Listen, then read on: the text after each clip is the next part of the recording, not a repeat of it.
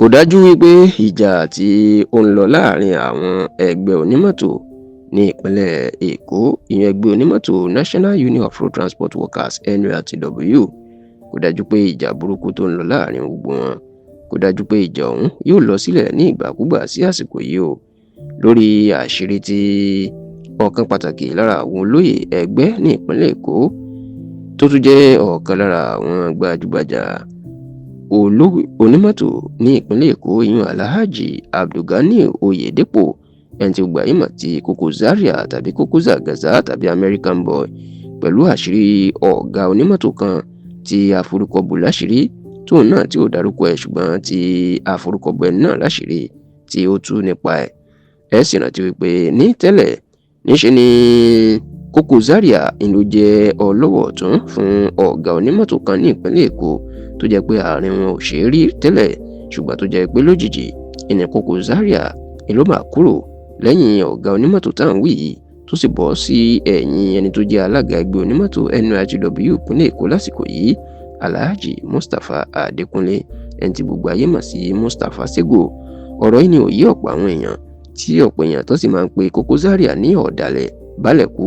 àti pé ó dalẹ̀ ọ̀gẹ́ ẹ̀. Ṣùgbọ́n àṣírí tí Koko Zaria máa tú nínú ọ̀sẹ̀ tá a wà yìí ló máa ti di ariwo ńlá táwọn èèyàn tí wọ́n ń sọ nípa ìdásíkò yìí. Nínú ọ̀rọ̀ tí Koko Zaria tí ó sọ náà ni ló máa ti jẹ́ kó di mọ̀ wípé òun ò dalẹ̀ ẹni tí wọ́n ń sọ yìí, ó lẹ́ni tí wọ́n ń sọ yìí gan-an ló dalẹ̀ òun. Ó ní tá bá mọ nǹkan tí ó ṣe ni, ó ní kò sẹ́ni tí ó máa pè òun ní ọ̀dàlẹ̀. Koko Zaria jẹ́ kó di mọ̀ pé ẹni tí wọ́n lòun dalẹ̀ yìí, ó ní gbogbo àwọn ìyàwó òun ló ti fẹ́ bá sùn tán. Bẹ́ẹ̀ ló ní bóun bá tún ní ọ̀rẹ́bìnrin kan tí wọ́n ń pè ní girlfriend tí ẹni tó ń wí tó ti mọ̀ọ́mọ̀ òun, ó ní ṣe ni yóò tún lọ bá wọn sùn. Ó lóun nìkan kọ́ ló tún wá ń ṣe léyìí fún, ó ló tún ṣe bẹ́ẹ̀ fún àwọn ọ̀gá agbèrò. Ó ní bákan náà bí ẹni tó ń wí tó bá rí téèyàn ṣe àṣeyọrí lásìkò tó ń darí ẹgbẹ́ onímọ́tò, ó ní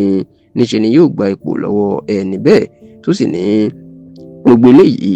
ni ó jẹ́ kí àwọn rí gẹ́gẹ́ bí kẹ́nimánì ẹ̀dá tí kò fẹ́ ìlọsíwájú àti ìgbéga fún ọmọlàkejì ẹ̀. Koko Zaria wá tú àṣírí wípé in tó kó bá ààrẹ Bọ́lá Ahmed Tinubu ní ìpínlẹ̀ Èkó